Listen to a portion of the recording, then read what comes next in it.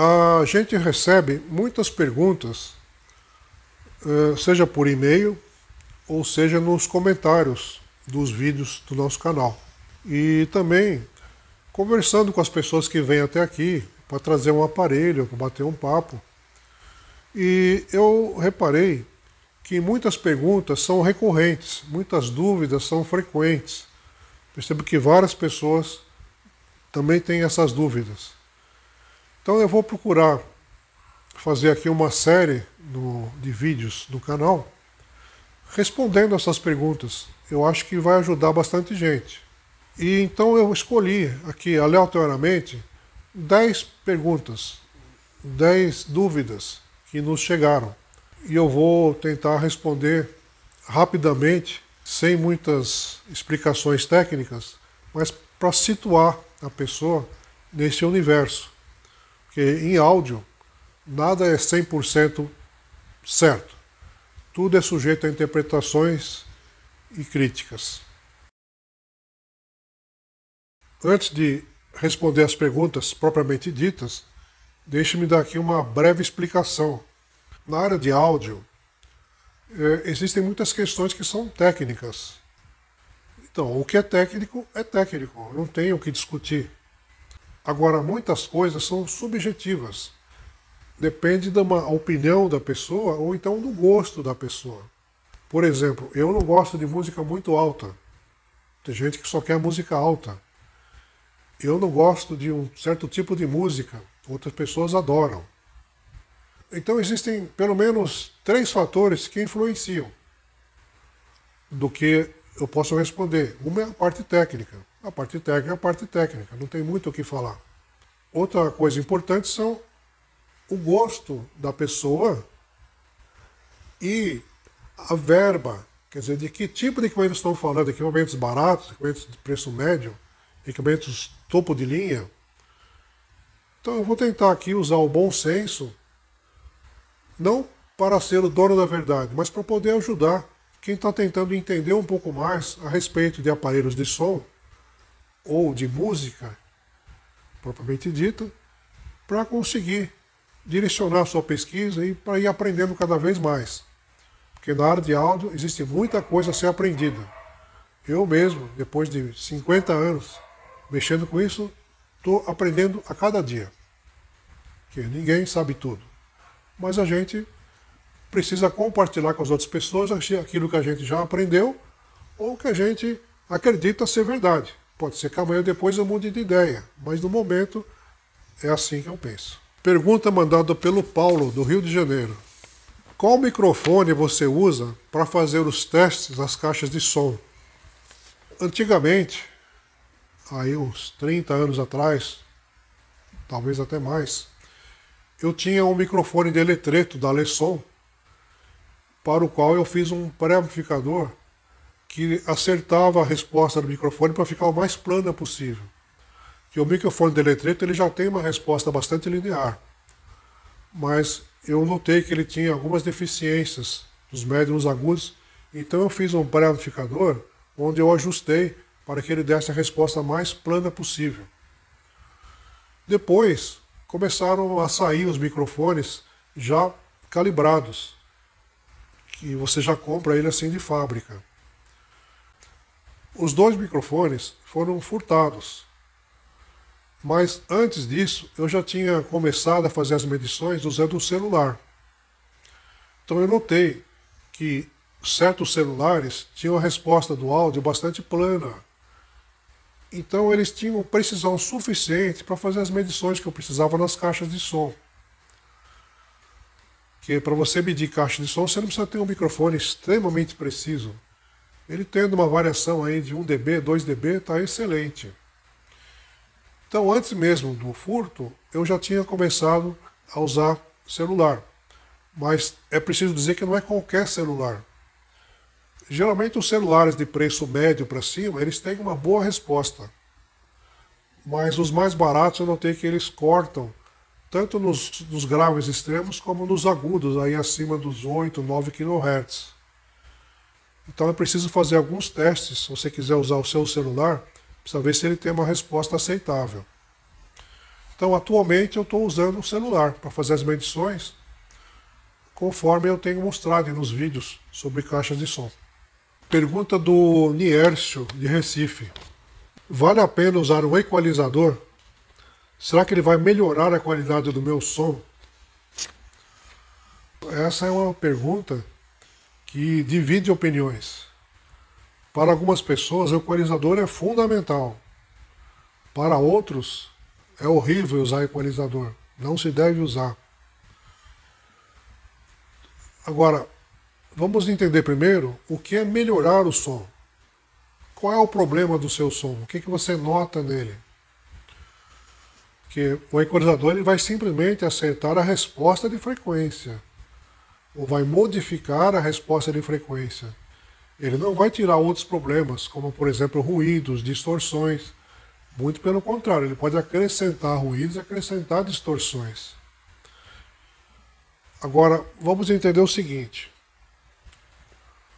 Um som perfeito, um equipamento perfeito, ele tem que partir da gravação do LP ou do CD que você quer ouvir. Então, a gravação já tem que ser boa.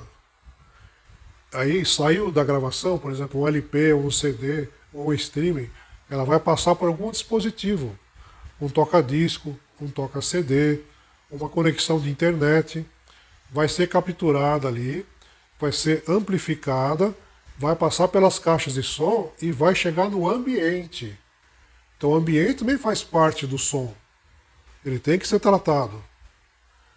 Então, qualquer uma dessas etapas que seja deficiente, em termos de resposta de frequência, o equalizador pode ajudar sim a melhorar o som. Vamos dizer, você vai ouvir um LP antigo, que já não foi bem gravado, não foi bem mixado. Então, normalmente, eles têm deficiências nos graves e nos agudos. Então, você pode ajustar essa correção no equalizador. Aumentar um pouco os graves, aumentar um pouco os agudos, ou diminuir os médios, conforme for o caso. Vai melhorar a reprodução, principalmente se você for gravar em fita cassete ou no PC, né, transformando em MP3 ou em Wave, o que você achar melhor. Por exemplo, se o ambiente onde você está ouvindo aqui para o som tem pouca absorção, ele vai reforçar os agudos. Se é muita reverberação, ele vai cortar os graves. Então você pode usar o equalizador para acertar isso. Então é assim, o equalizador vai melhorar o som? Depende do que é que você está precisando corrigir. Se for a resposta de frequência, sim, ele pode ajudar a melhorar. E ele pode servir também para ajustar o som ao seu gosto, do jeito que você gosta. Tem pessoas que gostam mais de médios, tem pessoas que gostam mais de agudos, pessoas gostam mais de graves. Então, o equalizador pode ajudar a você fazer esse acerto, para ficar do jeito que você gosta, que no final das contas é o que interessa. Pergunta mandada pelo Paulo, de Santo André. O que o senhor acha dos equalizadores eletrônicos dos aparelhos atuais? Bem, essa pergunta está ligada à anterior. Agora, qual que é a diferença do equalizador analógico tradicional, aquele que tem os potenciômetros, do equalizador eletrônico? É que no equalizador tradicional, aquele que tem os potenciômetros na frente, você ajusta o som como você achar melhor. Em cada faixa de frequência você pode acentuar ou retirar. Já os equalizadores eletrônicos, eles são pré-programados, em geral. Então já vem com aquelas equalizações, por exemplo, pop, rock, salão de festas. Então você não tem muito acesso, você não sabe muito bem o que ele está fazendo. Então, eu pessoalmente eu não gosto desse tipo de equalizador. A não ser que seja um equalizador eletrônico que permita que você ajuste frequência por frequência ou que você ajuste a curva de resposta. Aí tudo bem. Mas esses que já são pré-programados, eu pessoalmente não gosto. E quando eu uso algum equipamento que tem eles, eu prefiro geralmente desligar. Agora, se você gosta do que esses equalizadores lhe oferecem, então você usa. Não tem problema nenhum. Afinal de contas, é o que eu sempre digo. O som tem que ficar do seu gosto. Então não importa se algum especialista discorda de você. Se você gosta, está tudo certo. Use esse equalizador eletrônico. Eu, pessoalmente, não uso e não gosto. Pergunta mandada pelo Rodrigo, de Cascavel, no Paraná. Cápsula de cerâmica é boa? Ela tem alguma vantagem sobre a cápsula magnética? Bom, a resposta curta e grossa, cápsula de cerâmica é boa? Não. Em geral, não.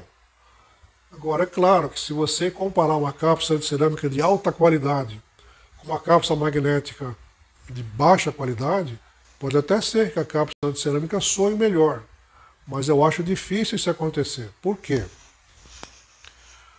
A cápsula cerâmica tem a única vantagem, vamos dizer assim, entre aspas, sua magnética, é que a cápsula cerâmica tem uma saída mais alta. Então uma cápsula cerâmica ela pode ter uma saída de 200 mV, 300 mV. Então ela pode ser ligada diretamente na entrada auxiliar de um receiver ou de um microsystem. A cápsula magnética ela tem uma saída 100 vezes menor.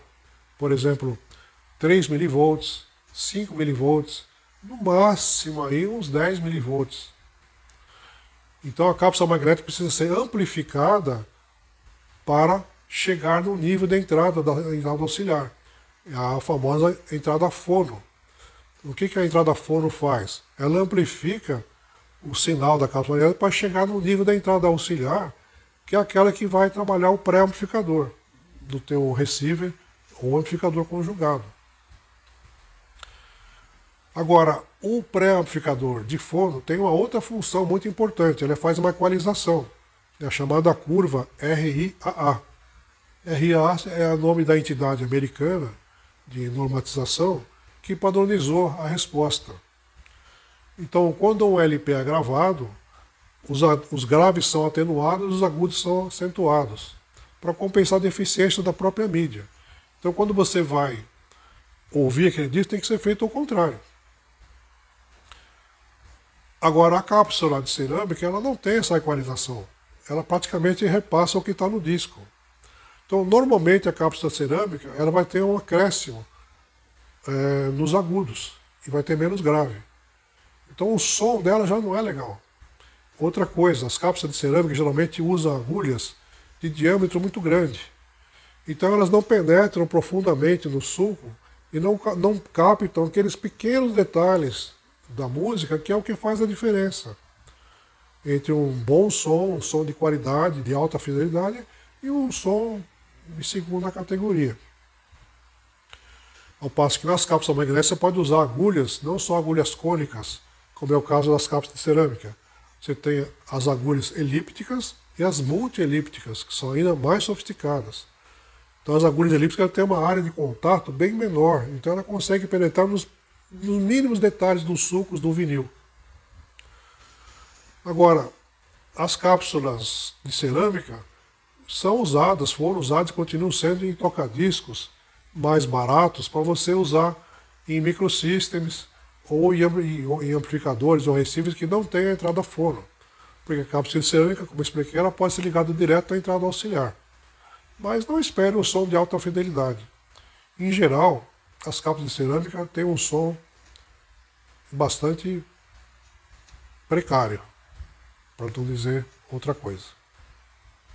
O Manfred, de Florianópolis, pergunta: o senhor gosta dos receivers de home theater para ouvir música? Bom, primeira coisa, ouvir música com que qualidade? Se você quer ouvir música numa academia de ginástica, ou enquanto você está tomando banho, ou quer uma música sem compromisso, eles podem servir, sim. Agora, se estamos falando de alta fidelidade, de alta qualidade de reprodução, então aí nós temos que encarar a questão mais seriamente.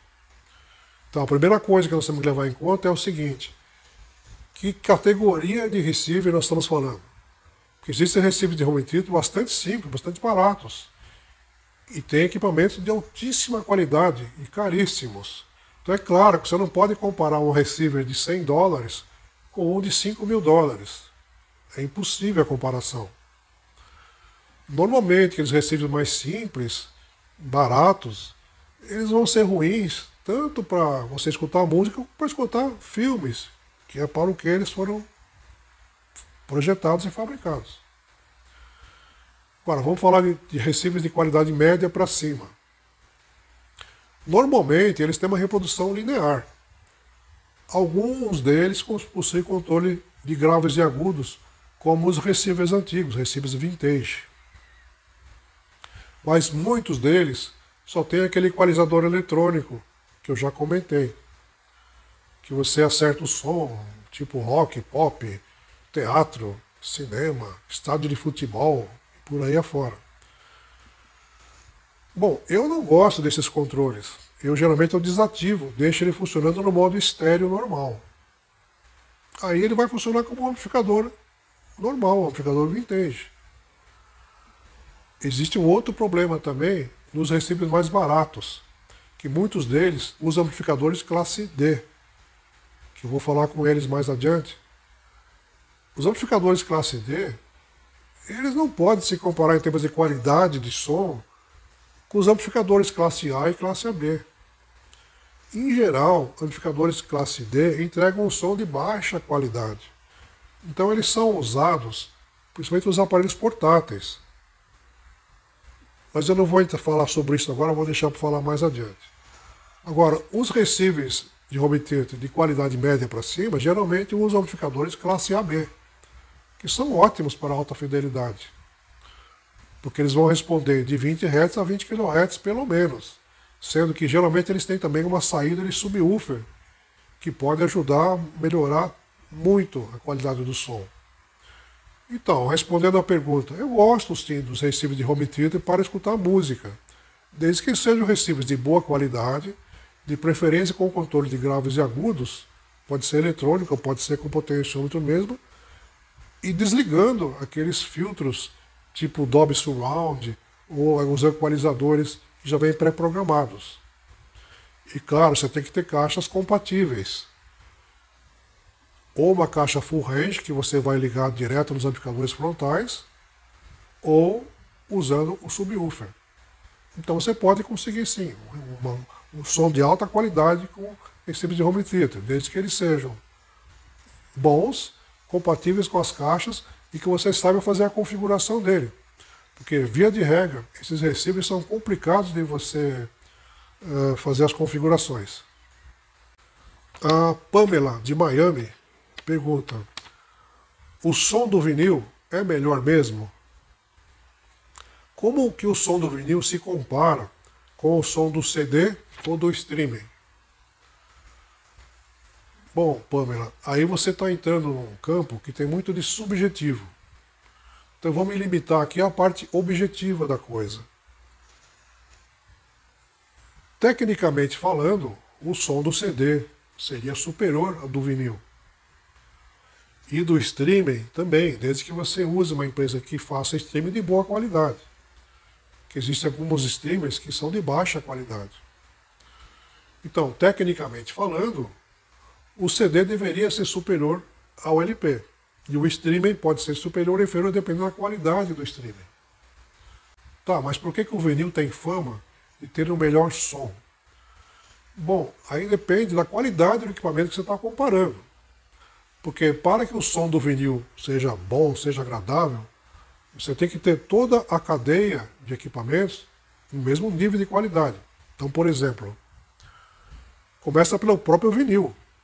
A mixagem que foi feita na gravadora, como é que foi gravado os sucos do vinil, quer dizer, como é que o vinil foi prensado. Então já começa por aí. Se você pegar um vinil de má qualidade, o som vai ser ruim. Então é claro que um streaming ou um CD provavelmente vai soar melhor. Um problema comum nos LPs, principalmente os brasileiros, dos anos 70, 80, que a qualidade do material era baixa. Então eles têm muito ruído, muito chiado, aqueles plique-ploque que incomodam qualquer um.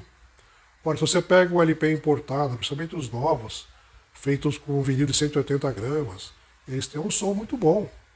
Mas, para que você aproveite dessa qualidade de som, você tem que ter um toca-disco de boa qualidade, uma cápsula de boa qualidade, tem que ter um pré-amplificador de foro de boa qualidade, um amplificador bom e as caixas de som tem que ser boas e o ambiente tem que estar de acordo. Então, se você tem toda essa cadeia de boa qualidade, eu acho que o som do vinil vai ser muito bom mesmo, porque ele tem realmente, em bons equipamentos, ele tem alguma coisa diferente. Eu percebo isso. Mas quem é que tem tudo isso de boa qualidade, de alta qualidade? Não é todo mundo que tem capacidade financeira ou técnica de ter um equipamento desse. Então eu diria assim que para a maioria das pessoas que não quer gastar uma fortuna com seus equipamentos, eu acho que o som do CD ou do streamer vai ficar melhor do que o do vinil. E disso aí tem muita coisa do gosto da pessoa também. Porque você escutar um vinil ou escutar uma fita cassete é um ritual. De você pegar o disco, abrir, limpar, colocar no aparelho, prender o disco, colocar a agulha, regular o amplificador. Então é todo um ritual que também faz parte do prazer de se ouvir música. Você vê a parte gráfica, é gostoso. Coisa que no streaming você não tem, o streaming é uma coisa fria. Mesmo que apareça a capa do disco na tela do computador ou do celular, não é tão gostoso quanto você pegar o material impresso. Então tem uma experiência pessoal nisso. Agora, você fazendo uma audição direta, LP versus streaming versus CD, se você puder comparar a mesma gravação instantaneamente, você vai ver que os sons são diferentes, os timbres são diferentes. Se todos os três mídias forem de boa qualidade, o resultado final vai ficar por sua conta. Então, tecnicamente falando, é isso aí. O LP deveria ser inferior ao CD e o streamer também deveria ser inferior ao CD. Mas na prática isso não é bem assim. Você pode ter um LP que soa melhor que um CD. Pode ter um streamer que soa melhor que o LP. Então, no final das contas, quem tem que resolver essa questão é o seu ouvido, é o seu gosto. Se você gosta mais do som do vinil, escute o vinil. Se você não faz questão, só acha que o streaming é tão bom quanto o vinil, escute o streaming. Ou o CD. Tem gente que não abre mão do CD, então escute o CD. O importante, quando se fala de som, é que você fique satisfeito, independente do que os especialistas estão dizendo. Se para você o LP é melhor, escute o LP. Pergunta mandada pelo Jonatas, ele não fala a cidade, mas deve ser São Paulo. A pergunta é o seguinte: o senhor teria o contato de alguém que restaura alto-falantes da cidade de São Paulo? Bom, a resposta curta é não, eu não tenho para indicar. E vou explicar por quê. Os alto-falantes das caixas antigas, das caixas vintage, são muito diferentes dos alto-falantes que se fabricam hoje. Hoje em dia, aqui no Brasil, só se fabrica alto-falantes para sistemas profissionais ou para sistemas automotivos. Ah, mas eu não posso usar o falante automotivo para uma caixa de som vintage? Se você fizer um projeto específico para aquele alto-falante, até pode, mas é um outro tipo de som. Agora, você pegar um alto-falante automotivo ou um alto-falante profissional e colocar numa caixa antiga, você provavelmente vai ficar decepcionado com o resultado. Por quê? Vamos nos ater à análise dos woofers. Os woofers das caixas antigas, vamos dizer dos anos 70, 80, da Gradiente, Polivox, Quasar, eles eram exatamente o oposto dos woofers que se faz hoje. Porque os woofers antigos, eles tinham frequência de ressonância baixa, o rendimento alto e a potência baixa. Os alto-falantes woofers atuais são ao contrário, eles têm potências altas, mas rendimento baixíssimo. E a frequência de ressonância é alta. Então, se você pegar, por exemplo, um woofer de 10 polegadas Anovic dos anos 70, usado pela Polivox, por exemplo, ele vai ter uma frequência de ressonância de 40 a 50 Hz, mas a potência vai ser de 50, 60 watts. O woofer de 10 polegadas atual, ele vai ter potência aí de 500, 600, 800 watts, mas a frequência de ressonância vai ser alta, tipo 70, 80 Hz. Então, se você ligar um woofer desse num equipamento de som antigo, ele vai tocar muito baixo e não vai ter grave. Então, Deve existir aí pelo Brasil afora muitos milhares de pessoas, de profissionais, que restauram alto-falantes. Mas eles muito provavelmente estão acostumados a restaurar os alto-falantes atuais, e não aqueles de 40, 50 anos atrás. Então, eles precisam ter o conhecimento desse fato e eles precisam ter acesso aos materiais, que é uma coisa difícil de conseguir. Você achar os cones compatíveis, as suspensões, as aranhas compatíveis, as bobinas. Tudo tem que ser compatível com os falantes antigos, para você obter um resultado parecido. Porque igual aos falantes antigos é impossível, porque não existem os mesmos materiais. Mas você pode sim chegar muito próximo. Conforme eu tenho mostrado nos vídeos aqui sobre caixas. Então, eu não tenho como indicar esse profissional, até porque nós também estamos procurando um. Temos tentado alguns, mas não tem dado certo. Quem tem restaurado falantes para a gente é um conhecido de longa data, mas que ele já está aposentado. Ele não trabalha mais assim, atendendo o público em geral. Ele faz para a gente assim como um favor. E ele não permite que eu divulgue o telefone dele, o nome dele, porque ele não tem como atender a demanda. Ele faz uma coisinha ou outra para a gente. E mesmo assim nós temos que ficar meses na fila, esperando que ele tenha boa vontade, que a saúde dele permita que ele faça o serviço. Então eu não posso indicar, primeiro porque ele não quer. E segundo porque também seria uma indicação ruim, porque ele demora meses para fazer um serviço. Eu já sei disso, eu já aviso os nossos clientes que vai demorar. Então a condição é essa. Então infelizmente eu não tenho como indicar esse profissional. Inclusive eu estou em busca de um. Se você conhece algum que trabalha bem com falantes antigos, peço que por favor indique para a gente. Bom, tenho agora duas perguntas sobre caixas de som. A primeira foi mandada pelo Charles, de Montevidéu, no Uruguai. Ele pergunta: caixas com divisor de 3 vias são melhores que as caixas de 2 vias? Bom, a resposta curta seria: não são melhores nem piores. Depende.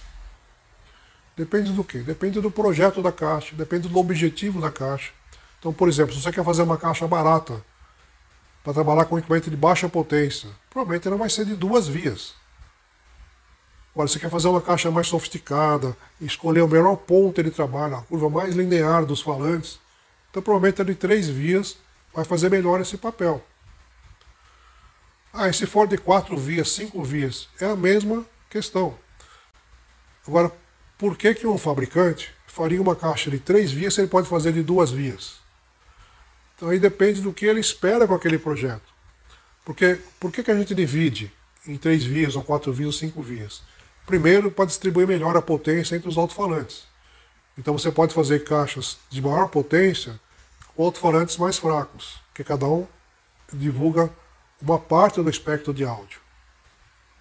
Outra coisa que o fabricante opta por mais vias, porque assim, não existe um alto-falante perfeito, que reproduz igualmente toda a faixa de áudio, de 20 Hz a 20 kHz. Todo alto-falante, a resposta dele oscila, mas tem uma faixa onde ele é mais linear. Então o fabricante escolhe aquela faixa. Então ele vai trabalhar com os alto-falantes para escolher o melhor ponto de cada um deles. Às vezes ele consegue isso com 3 vias, às vezes precisa de 4 vias, às vezes só com 2 vias ele resolve. Existem inclusive caixas caríssimas que usam alto-falantes especiais, mas é um alto-falante só. São caixas de preços aí dos milhares de dólares, aí na Europa ou Estados Unidos, com um alto-falante só. E são caixas de altíssima qualidade. Agora, existe um outro fator também, que eu vou falar a seguida.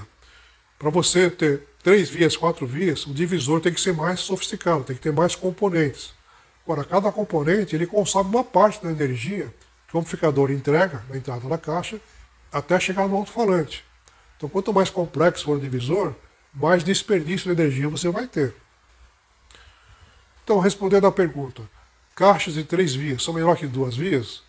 Não necessariamente. Agora, provavelmente, se um fabricante se deu o trabalho e aplicou um dinheiro, um investimento, para fazer uma caixa com 3 vias, provavelmente ela vai ser melhor que uma caixa de 2 vias do mesmo fabricante. Melhor em termos de potência e melhor em termos de linearidade de resposta, Porque a caixa ideal, ela deve oferecer uma resposta linear. Pergunta mandada pelo Roberto Frederico, de São Paulo. Divisores de frequência de caixas de som de 12 decibéis por oitava são melhores que os divisores de 6 decibéis por oitava? Essa é uma dúvida muito constante, muito frequente. Para muita gente, quanto mais decibéis tiver o divisor, melhor é a caixa. E não é bem assim. Porque a caixa vai ser melhor em quê? Você tem que escolher. O que você busca numa caixa? É rendimento? É linearidade de resposta? É potência? É preço? Porque todos esses fatores, um vai contra o outro. Você quer mais potência, o preço é maior.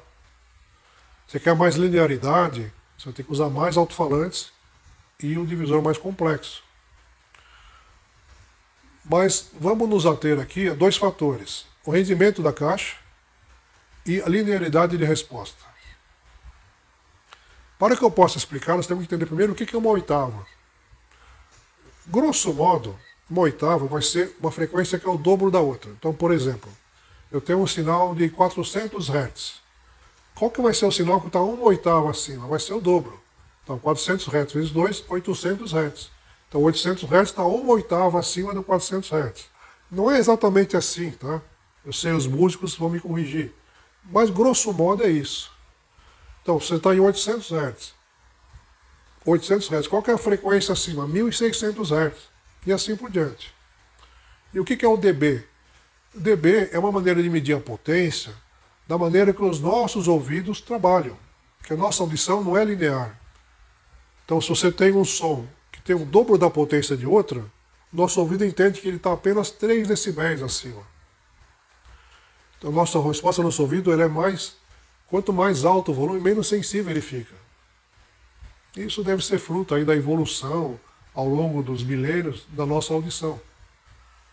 Então, um divisor, por exemplo, de 6 decibéis por oitava. Vamos dizer que o corte dele é em 1 kHz, 1000 Hz. Então, 1000 Hz é 1.0. Uma oitava acima de 1000 Hz é 2000 Hz. Então, o sinal que vem com 2000 Hz vai estar 6 dB abaixo do ponto zero de 1000 Hz. Então, se convencionou que um capacitor ele dá uma queda no sinal de 6 decibéis por oitava. E uma bobina dessa usada divisor também são 6 decibéis por oitava. Então, quando você tem um divisor de 6 decibéis, você vai ter um capacitor para cada tweeter e um capacitor para cada médios. E uma bobina para o woofer. Se o divisor é de 12 decibéis, você vai ter que ter em cada alto-falante uma bobina e um capacitor. Então, no tweeter, por exemplo, você quer fazer o corte do tweeter em 5 kHz.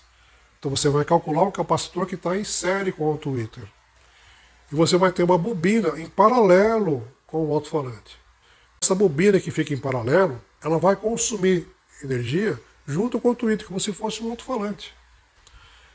Então, essa bobina que está a mais, ela consome energia, ela joga energia para o terra. Ela é energia que é dissipada, não é aproveitá-la em termos sonoros. Então, o que acontece na prática? Um divisor de 12 decibéis por oitava, ele tem um rendimento menor que o de 6 decibéis por oitava. É por isso que as caixas mais baratas, para os equipamentos mais populares, usam apenas um capacitor no tweeter, que é um divisor de 6 decibéis por oitava. É para aproveitar o máximo de energia que ele recebe do amplificador, que nesse caso deve ser fraco. Agora, se é assim, então por que os fabricantes usam 12 decibéis por oitava em alguns projetos? A gente volta à questão anterior. Se o fabricante quer uma resposta mais linear, então ele vai escolher alto-falantes que respondem bem a determinada faixa de frequência. Então o fabricante pode querer que a transição entre, por exemplo, um woofer e um mid-range, ou entre um mid-range e um tweeter, ele pode querer que essa transição seja o mais rápida possível. Que o corte seja instantâneo ali. Chegou na frequência de transição, o mid-range deixa de receber o sinal e passa todo para o tweeter, por exemplo. Isso é uma coisa do fabricante, que ele tem que ver o falante que ele está usando, como é que é a resposta do falante e que efeito que ele quer. Às vezes o fabricante quer, por exemplo, que tenha um incremento nos agudos, Ou então você tem um tweeter, por exemplo, que fala mais baixo do que o mid-range, é mais alto. Então você pode acertar essa diferença no divisor. Então, um divisor de 12 decibéis é para quando você tem um projeto que precisa disso. Mas não necessariamente uma caixa de 12 decibéis é melhor ou pior. Não. Depende do projeto. Agora, o que eu posso dizer com certeza é, uma caixa com divisores de 12 decibéis por oitava, ela vai tocar mais baixa, vai ser menos eficiente que se fosse um divisor de 6 decibéis. Você quer ver um exemplo que você pode comparar diretamente? Se você pegar caixas da linha Master da Gradiente, comparando com a linha Concert. Se você pegar duas caixas, uma da linha Master e outra da linha Concert, que use, por exemplo, um woofer de 10 polegadas, a linha Concert vai tocar bem mais baixo do que a Master, mesmo usando o mesmo alto-falante. Por quê? Porque o divisor da linha Master é de 6 dB por oitava e da linha Concert é de 12 decibéis por oitava. Os alto-falantes são praticamente os mesmos, mas a linha Concert toca bem mais baixo. Em compensação, ela tem uma resposta mais linear. Então, qual divisor é melhor? Depende. Depende do projeto, depende dos falantes e depende da finalidade para o qual a caixa está sendo projetada. Agora, se você for comprar um divisor pronto, no Mercado Livre, por exemplo, a grande maioria dos divisores é de 12 decibéis por oitava. Tem aquelas bobinas grandes. Se você viu bobinas grandes, é porque o divisor é de 12 decibéis. Agora, essas bobinas são caras, porque elas são feitas de cobre, alguma liga de cobre. E o cobre é caro. Então esses divisores são caros. Então eles devem ser usados em projetos específicos, onde você tem amplificadores fortes, onde você precisa de um corte mais preciso. Porque, em geral, um divisor de 6 decibéis é muito fácil de fazer. Você mesmo pode fazer na sua casa, com capacitores e bobinas que você encontra facilmente. Então, infelizmente, muita gente que quer montar suas próprias caixas e quer comprar coisas do melhor, ela vai no Mercado Livre, vê um divisor que custa caro, ele vai falar, não, é caro, mas deve ser bom esse divisor, então é esse que eu vou comprar. E normalmente não é isso. A Vânia, de São Paulo, pergunta, amplificadores classe D podem ser considerados como sendo de alta fidelidade? Eles são piores que o de classe A e classe AB? Para poder responder essa pergunta, vamos ter que entender o que um amplificador é melhor do que o outro. É melhor por quê? Porque ele é mais potente, porque ele gasta menos energia, porque ele tem um som mais linear, porque ele tem menos distorção. Então, sempre um projeto de amplificador tem que ser feita uma ponderação entre todos esses fatores. Porque não existe um amplificador ideal. Existem amplificadores que são melhores e outros que são piores. Agora, para que foi lançado o amplificador classe D? Qual é a finalidade dele?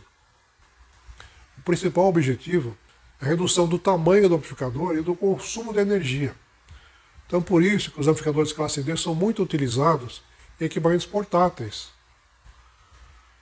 Esses movidos geralmente a bateria. Então ali o consumo de energia é importante.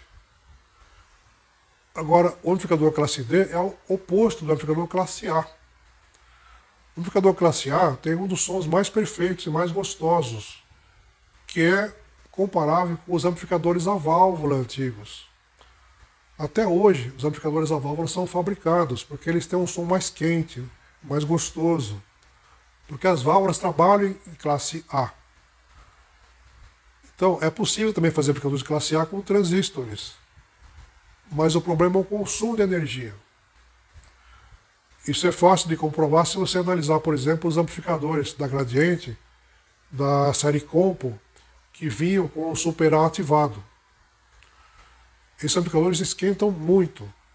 Em algumas situações, você tem que até colocar um ventilador atrás. As pessoas que moram em cidades mais quentes, você até colocar um ventilador atrás, porque senão o amplificador queima, de tanto que ele esquenta. Então os amplificadores classe A são bons? Sim, são bons. Mas tem esse problema, o consumo de energia é alto e esquentam muito. Então a melhor a melhor escolha, a melhor opção, então seria realmente o classe AB. Porque você tem um consumo baixo, não é tão baixo quanto o classe D, mas o consumo é relativamente baixo e tem uma distorção baixa também e gasta energia ali na média. Ele não gasta tanto quanto o classe A, mas gasta mais que um classe B. Então, em geral, a maioria dos amplificadores de alta fidelidade usam amplificadores classe AB. É a melhor relação entre custo, consumo de energia, distorção e potência. Agora, para equipamentos multi-amplificados, por exemplo, com 3 vias, 2 vias, com crossover eletrônico, o amplificador classe D pode ser usado, porque o grande problema do amplificador classe D é a distorção, que é maior, e ele não tem a mesma linearidade dos amplificadores classe A e classe AB. Então, por exemplo, você pode ver que a especificação do amplificador classe AB ou classe A vai dizer assim, tem X watts por canal, em 4 ohms ou 8 ohms, com 0, alguma coisa por cento de distorção harmônica total, de 20 Hz a 20 kHz. Você não vai ver uma especificação dessa no amplificador classe D. Geralmente eles falam assim, distorção de tantos por cento a 1 kHz, ou então não especifica qual a frequência. Porque eles não conseguem ser totalmente eficientes em toda a faixa de espectro de áudio, de 20 Hz a 20 kHz. Por isso que eles são muito usados para multi-amplificação. Porque você pode fazer um amplificador classe D atender bem de uma certa faixa de frequência, mas em todo o espectro é difícil. E o amplificador classe D tem um outro problema. Se você tiver um tweeter que reproduz bem mesmo os agudos, você vai notar que todo amplificador classe D tem uma espécie de um chiado bem lá no fundo, nos agudos. Isso é fruto do chaveamento da energia que ele fica fazendo o tempo todo, que é o sinal de alta frequência. Então, por melhor que seja o amplificador, ele sempre tem lá no fundo, pode observar. Ele tem lá no fundo uma espécie de um zumbido, um ruído de alta frequência, que é um batimento das frequências agudas que ele usa no processo de chaveamento de energia. Então, eu pessoalmente eu não gosto de amplificadores classe D, a não ser para aparelhos portáteis. Aí tudo bem. Que é um amplificador para você usar quando você está tomando banho, quando você está fazendo uma ginástica, ou um som ambiente. Aí não tem problema, você não vai perceber esses detalhes. Agora, para amplificadores de alta fidelidade, eu pessoalmente não recomendo amplificadores classe D.